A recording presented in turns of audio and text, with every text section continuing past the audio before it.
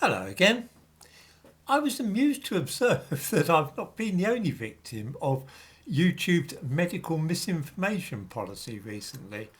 I see that Sky News in Australia, which has almost 2 million followers on YouTube, has been banned for a week for mentioning COVID-19 in a way that doesn't adhere to the accepted narrative. Over the last few years, we have all of us grown to accept that we can no longer say what we please about all kinds of subjects. It's not just on internet sites like YouTube, Twitter, and Facebook that freedom of speech is being eroded. It's also, more worryingly, happening in the real world. There have, of course, always been limits on what we can say. If I meet up with people to plan a crime, that's a criminal offence known as conspiracy. It always has been in Britain, and it's the same in America. Freedom of speech does not mean that you can plot a crime. If I urge a crowd to burn down somebody's house or commit a murder or lynch somebody, the law's always taken a dim view of such behaviour. Again, freedom of speech has a limit there. Apart from that, though, in Britain and America, we have always been free to express any views, however offensive other people might find them. If I wish to say that I dislike Christianity or Christians, or Jews or Judaism, Hindus, Hinduism, Muslims, Islam, then it might raise eyebrows and be thought of as rather bad-mannered, but other than that, we've always had the freedom to make such statements. If we disapprove of certain sexual practices, such as homosexuality, or we aren't keen on things like sex change operations, again, we've always had the right to express these views publicly. If other people disagree, then they in turn are free to tell us why they disagree, and then we can debate the matter. The idea which used to govern freedom of speech was known as the harm principle. If I shout fire in a crowded theatre, to give the classic example, this might cause actual harm, and so it should be in a separate category from other speech. So in other words, freedom of speech does have limitations, and that's always been accepted.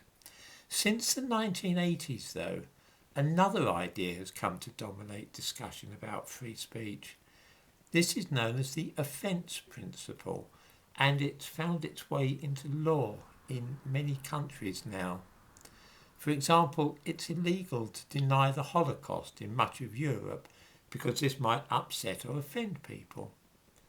This strikes me as completely absurd. In the 1960s, research was undertaken about the British firebombing of German cities like Dresden and Hamburg during the Second World War, and the numbers of casualties were re-examined. Okay, those ideas were publicised, and I know for a fact that many people in England at that time found the very idea that the RAF might have been guilty of war crimes as offensive. But it would have been a very, very bad idea to forbid people to talk about the bombing of Dresden simply because some people found it offensive. A lot of Muslims find criticism of Muhammad or even his depiction in drawings offensive. But that doesn't mean that we should be prevented from saying things about Islam because of the offence it might cause. It's interesting to note, by the way, that in Austria, where the denial of the Holocaust is a crime, criticism of Islam isn't protected by laws relating to free speech either. The list of things which might cause offence and therefore render us liable to being banned from internet sites and even facing police action is growing by the day. Very recently, discussion of gender has become a sensitive topic, and I'm sure that we all know about the man in England who forwarded a limerick about transsexualism on the internet, and a few days later he received a visit from the police, who had come so they told him to check his thinking. Literally, the thought police. I've said before that I'm indifferent to people's religion or sexuality. I certainly wouldn't denounce anyone on either ground or wish to persecute or harm them.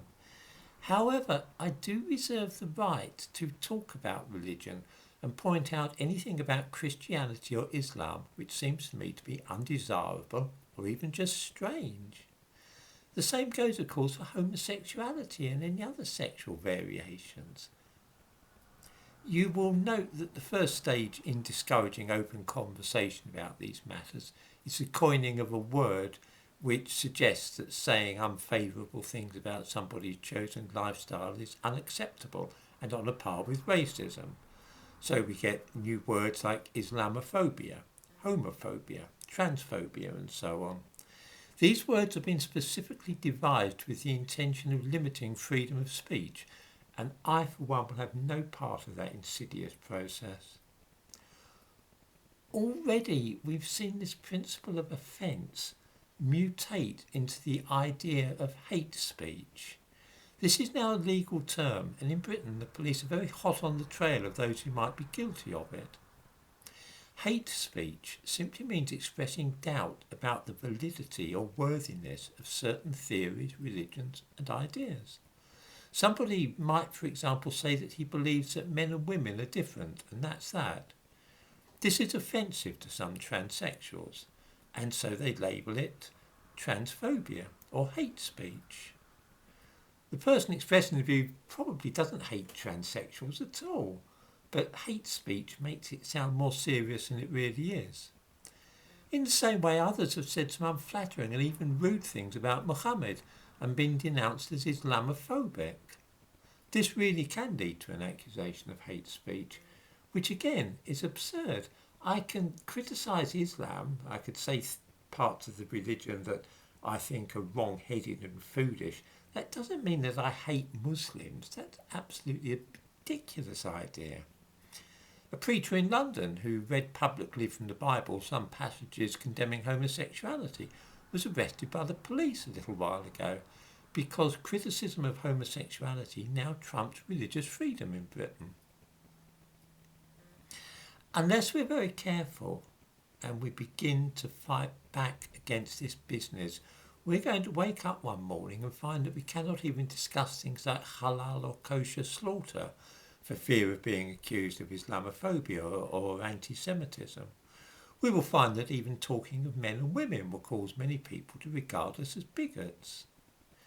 Ultimately, even declaring that the best kind of society consists of men and women who are married to each other and raise their own children as part of a lifelong commitment, which happens to be my own view, will lead to a visit from the police to make sure we're not homophobic or transphobic and that we don't represent some sort of danger to the community.